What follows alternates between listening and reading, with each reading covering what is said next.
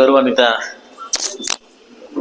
ಗ್ರಾಮ ಪಂಚಾಯತಿ ಉಪಾಧ್ಯಕ್ಷರಾಗಿರ್ತಕ್ಕಂಥ ಶ್ರೀಮತಿ ನಾರಾಯಣಸ್ವಾಮಣ್ಣವರೇ, ವೇದಿಕೆ ಮೇಲೆ ಹಾಸಲರಾಗಿರ್ತಕ್ಕಂಥ ಶಾರದಾ ಶಾಲೆಯ ಮುಖ್ಯ ಉಪಾಧ್ಯಕ್ಷರಾಗಿರ್ತಕ್ಕಂಥ ಬೇಡ್ ನಾರಾಯಣಸ್ವಾಮಣ್ಣವರೇ, ಹಾಗೂ ನಮ್ಮ ಸಹಕಾರಿ ಯೂನಿಯನ್ ನಿರ್ದೇಶಕರಾಗಿರ್ತಕ್ಕಂಥ ಲಕ್ಷ್ಮಣರೇ, ಹಾಗೂ ನಮ್ಮ ಗ್ರಾಮ ಪಂಚಾಯತ್ ಸದಸ್ಯರಾಗಿದ್ದ ಚಂದ್ರಪ್ಪ ಅವರೇ, ಆಂಜನೇಯನವರೇ, ಹಾಗೂ ನಮ್ಮ PDO ರಮೇಶ್ ಅವರೇ, ಈ ಗ್ರಾಮದೆಲ್ಲ ನನ್ನ ಮುಖ್ಯಸ್ಥರು, ವಿಶೇಷವಾಗಿ ನಮ್ಮ ಸೋದರ ಸಮಾನ ಆಗಿರ್ತಕ್ಕಂಥ ಗೌರಿ ನಾರಾಯಣಸ್ವಾಮಣ್ಣವರೇ, ಇವತ್ತು ಈ ಕಾರ್ಯಕ್ರಮಕ್ಕೆ ಇದು ಒಂದು ಮೊದಲೇ ಬರಬೇಕಾಗಿತ್ತು, ಕಂಕಣ ಇವತ್ತು ಕೂಡಿ ಬಂತು ಅಂತ ಕಾರಣ ತುಂಬ ದಿವಸ ಇದಾಕಿ ಒಂದು ದಿವಸ ನಾನು ನಾರಾಯಣಸ್ವಾಮಣ್ಣರ ಮನೆಗೆ ದೇವಸ್ಥಾನಕ್ಕೆ ಅಂತ ಬಂದಾಗ ಈ ಬಡಾವಣೆ ತುಂಬ ಕತ್ಲಾಗಿತ್ತು, ತುಂಬ ಗಬೋಂತ ಕತ್ಲಾಗಿತ್ತು. ಅವತ್ತೊಂದು ದಿವಸ ನಾನು ಕೇಳಿದೆ ಏನಕ್ಕೆ ಇಷ್ಟೊಂದು ಬಡಾವಣೆ ಕತ್ಲಾಗಿದೆ ಅಂತಂದಾಗ ಅವತ್ತು ಒಂದು ಭರವಸೆ ಒಂದು ನನ್ನ ಮನವಿ ಕೊಟ್ಟರು, ನಮ್ಗೊಂದು ಈ ಬಡಾವಣೆಗೆ ಐಮಾಸ್ ಅಂತ. ಆ ಕೂಡಲೇ ಅದನ್ನ ನಾನು ಹಾಕಿ ಐಮಾಸ್ನ ಫಿಟ್ ಮಾಡಿ ತುಂಬಾ ಚೆನ್ನಾಗಿ ಬಂದಿದೆ ಐಮಾಸು. ಇದು ಉದ್ಘಾಟನೆಗೆ ನಾನು ಕರೆದಿದ್ದಕ್ಕೆ ಮೊಟ್ಟ ಮೊದಲು ವಿರೂಪಾಕ್ಷ ಜನತೆಗೆ ಮತ್ತು ಈ ಬಡಾವಣೆ ಜನತೆಗೆ ಶಾಸಕರ ಕಡೆಯಿಂದ ಕೃತಜ್ಞತೆ ಸಲ್ಲಿಸ್ತಾ, ಬಹುಶಃ ಯಾವಣಿ ಪಂಚಾಯಿತಿ, ಆವಣಿ ಹೋಬಳಿ ನಾನು ಅದೃಷ್ಟ ಮಾಡಿರ್ಬೇಕು. ಯಾಕೋ ನಾನು ಕೂಡ ಇದೇ ಹೋಬಳಿಯವನೇ, ದೇವರಾಜ ಸಮುದ್ರ ಪಂಚಾಯಿತಿ ಮತ್ತು ಆವಣಿ ಹೋಬಳಿಯವನು. ಸೊ ಅದರಿಂದ ನಾನು ಸಾಕಷ್ಟು ವಿಚಾರಗಳನ್ನ ಮುಳುಬಾಗಲು ಬಂದಾದ್ಮೇಲೆ ಅರ್ಧ ಓದಿದ್ದೀನಿ, ಇನ್ನು ಬುಕ್ಸ್ ಅಷ್ಟೇ. ಸಾಕಷ್ಟು ಬುಕ್ಸ್ ಓದ್ತಾ ಇದ್ದಾಗ ಈ ಮುಳುಬಾಗಲ ಒಂದು ಮೈ ಜುಮ್ ಅಂತಕ್ಕಂಥ ವಿಶೇಷವಾದಂತಕ್ಕಂಥ ಸುದ್ದಿಗಳು ಹೊರಬರ್ತಾ ಇದ್ದಾವೆ. ತಮಗೆ ಗೊತ್ತಿರ್ಲಿ, ವಿರೂಪಾಕ್ಷ ಏನು ನಮ್ಮ ದೇವಸ್ಥಾನ ಇದೆಯಲ್ಲ, ನಮ್ಮ ಆ ದೇವಸ್ಥಾನದ ಒಂದು ಇತಿಹಾಸವನ್ನ ತಿಳ್ಕೊಂಡಾಗ ಅಬ್ಬಾ ಇಂತರ ದೇವಸ್ಥಾನ ಇದೆಯಾ ಇಲ್ಲಿ, ಇದು ಇಷ್ಟು ಮಹತ್ವ ಇದೆ ಅಂತ ಅದು ಅನ್ಸುತ್ತೆ. ಅವಣಿ ನಮ್ಮ ರಾಮಲಿಂಗೇಶ್ವರ ದೇವಸ್ಥಾನ, ಸೀತಾ ಪರಮೇಶ್ವರ ದೇವಸ್ಥಾನವನ್ನ ಆ ಬೆಟ್ಟದ ತುದಿಯಲ್ಲಿ ಅದರ ಐತಿಹಾಸಿಕ ತಗೊಂಡಾಗ ಇಂಥ ಒಂದು ಪ್ಲೇಸ್ ನಮ್ಮಲ್ಲಿ ಇದೆಯಾ?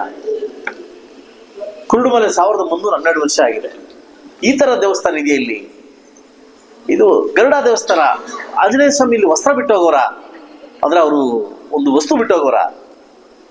ಇದು ನನಗರ್ಥ ನರಸಿಂಹ ತೀರ್ಥ, ಇದು ಏನಿದು ಅರ್ಥ ಆಗ್ತಾ ಇಲ್ಲ. ಚಂದ್ರಗಿರಿ ಮಹಾರಾಜ ಅಂತ ಬರ್ಬೇಕಾದ್ರೆ ಆ ಕುದುರೆಗಳಿಗೆ ಕುಡಿಸ್ಲಿಕ್ಕೆ ನೀರು ಕಟ್ಟಾಕ್ಲಿಕ್ಕೆ ಮಾಡಿರ್ತಕ್ಕಂಥ ನರಸಿಂಹ ತೀರ್ಥ ಈಗೂ ಉಂಟ. ಇದು ಕದಂಬರು ಆಡಿರ್ತಕ್ಕಂಥ ನಾಡ, ಇದು ದೇವ್ರ ನಾಡು, ಇದು ಆಕ್ಚುಲಿ ದೇವ್ರ ನಾಡು.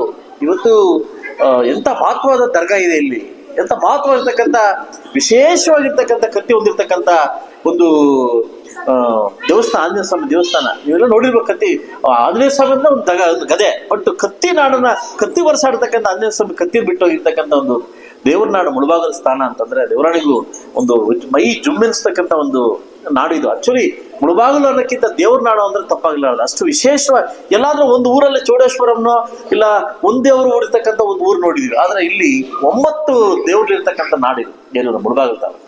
ಇದು ವಿಶೇಷವಾಗಿ ಏನಾದ್ರು ಮಾಡ್ಬೇಕಂತ ಕಾರಣಕ್ಕೋಸ್ಕರವಾಗಿ ಈಗಾಗಲೇ ಕೊಲದೇವಿ ಮತ್ತು ಕುರುಡುಮಲೆಗೆ ಆಲ್ರೆಡಿ ಅಮೌಂಟ್ ಬಂದಿದ್ದಾಯ್ತು, ಸುಮಾರು ಒಂದು 3-4 ಕೋಟಿ ಅಮೌಂಟ್ ಬಂದಿದ್ದಾಯ್ತು. ಅದನ್ನ ವರ್ಕ್ ಚಾಲನೆ ಕೊಡ್ತೀನಿ.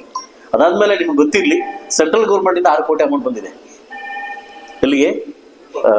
ಇಲ್ಲ, ಅವನಿಗೆ ನಾನು ಪ್ರಶ್ನೆ ಮಾಡಿದ್ದೆ, ಬರೀ ಸೆಂಟ್ರಲ್ ಇಂದ ಕೊಡ್ತಾರೆ, ಸ್ಟೇಟ್ ಏನ್ ಕೊಡ್ತಾರೆ ಅಂತ ಪ್ರಶ್ನೆ. ಅದಕ್ಕೆ ಉತ್ತರ ಪ್ರಶ್ನೆ ಒಂದು ಹಾಕ್ತೇನೆ ನಾನು, ಎಷ್ಟು ಕೊಡ್ತಾರೆ ಕೊಡ್ಲಿ. ಬಟ್ ಸ್ಕೀಮ್ ಇರ್ತಕ್ಕಂಥ 80 ಸೆಂಟ್ರಲ್ 20 ಸ್ಟೇಟ್ ಅಂತಿರೋದು, 20 ಕೊಟ್ಟಿಲ್ಲ ಅವರು.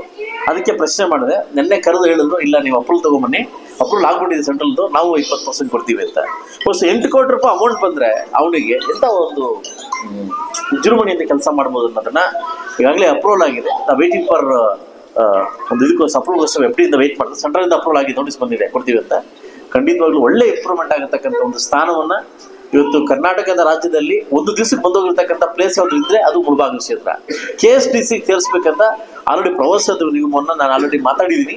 ಈಗಾಗಲೇ ನರಸಿಂಹ ತೀರ್ಥ ಮುಂದ್ಗಡೆ ಒಂದು ಇದಿತ್ತು, KSTC ಒಂದು ಪ್ರವಾಸಿ ಮಂದಿರ ಆಯ್ತು. ಅಂದ್ರೆ ಅದನ್ನ ಮತ್ತೆ ಮರುಕಳಿಸ್ಬೇಕು, ಅದನ್ನ ಪ್ರೈವೇಟೈಸೇಷನ್ ಮಾಡ್ಬೇಕು, ಹೋಟ್ಲ್ ಮಾಡ್ಬೇಕು ಅನ್ನೋದನ್ನ ನಾನು ಮಾತಾಡಿದ್ದೀನಿ. ಆಲ್ರೆಡಿ ಅಪ್ರೂವಲ್ ಸಿಕ್ಕಿದೆ.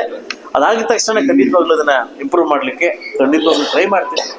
ಬಹುಶಃ ನನ್ನ ತಂದೆ ತಾಯಿ ಮಾಡಿರ್ತಕ್ಕಂಥ ಪುಣ್ಯನ ಗೊತ್ತಿಲ್ಲ, ಈ ತರ ಕ್ಷೇತ್ರ ಸಿಗೋದಕ್ಕೆ, ದೇವ್ರ ನಾಡು ಕ್ಷೇತ್ರ ಸಿಗ್ಲಿಕ್ಕೆ ಖಂಡಿತವಾಗ್ಲೂ ನನ್ನ ಕೈಲಾದಷ್ಟು ಪ್ರಯತ್ನವನ್ನ, ಏನು ಅಭಿವೃದ್ಧಿ ಪಡಿಸ್ಬೇಕಾದ ಪ್ರಯತ್ನವನ್ನ ನಾನು ಮಾಡ್ತಾ ಇದ್ದೀನಿ. ಒಳ್ಳೇದು ಆಗೋ ಲಕ್ಷಣ ಕಾಣಿಸ್ತಾ ಇದ್ದಾವೆ, ಒಳ್ಳೆ ಆಗೋ ಲಕ್ಷಣ ಕಾಣಿಸ್ತವೆ. ತಾಳ್ಮೆಯಿಂದ ಖಂಡಿತವಾಗ್ಲೂ ನಮಗೆ ಒಳ್ಳೇದಾಗುತ್ತೆ ಅನ್ನೋ ಭರವಸೆ ನನಗಿದೆ. ಸೊ ಅದರಿಂದ ಸೋಮವಾರ ದಿನ PWD ರೋಡ್ಸ್ 42 ಕೋಟಿಗೆ ಅಪ್ರೂವಲ್ ಕೇಳಿದ್ರಿ. ಆಲ್ರೆಡಿ 42 ಕೋಟಿ ಚರ್ಚೆ ಬರ್ತಾವ್ರಿ ಸತೀಶ್ ಜಾರಕಿಹೊಳಿ ಅವರು.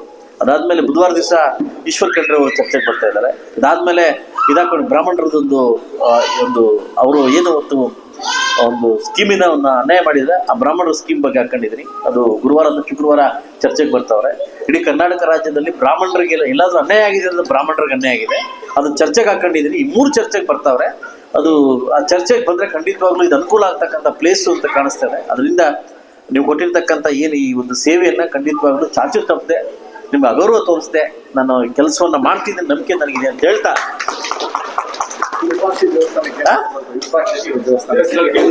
ಖಂಡಿತವಾಗ್ಲೂ ಆಲ್ರೆಡಿ ಅದನ್ನ ಪ್ರಪೋಸಲ್ ಕಳಿಸಿದೀನಿ. ಖಂಡಿತವಾಗ್ಲೂ ಬರ್ತದೆ. ಖಂಡಿತವಾಗ್ಲೂ ನನ್ನ ಅವಧಿಯಲ್ಲೇ ಮುಗಿಸ್ಕೊಡ್ತೀನಿ. ಬೋರ್ಡೆಲ್ಲ ಬಿದ್ದೋಗಿದೆ, ಅದನ್ನ ನಾನು ಫೋಟೋಸ್ ಎಲ್ಲ ತೆಗೆದು ಕಳಿಸ್ಕೊಟ್ಟಿದ್ದೀನಿ. ಖಂಡಿತವಾಗ್ಲೂ ನಾನು ನೆರವೇರಿಸ್ಕೊಡ್ತೀನಿ ಅಂತ ಹೇಳ್ತಾ ಅವಕಾಶ ಕೊಟ್ಟಿದ್ದಕ್ಕೆ ಎಲ್ಲ ನನ್ನ ಸರ್ವತೋಮುಖ ಮುಳುಬಾಗಿಲು ಕ್ಷೇತ್ರದ ಜನತೆಗೆ ವಂದಿಸುತ್ತಾ ಎಲ್ರಿಗೂ ಒಳ್ಳೇದಾಗಲಿ ಅಂತ ಹೇಳ್ತಾ ಸರ್ವೇ ಜನ ಸುಖಿನೋ ಭವಂತು.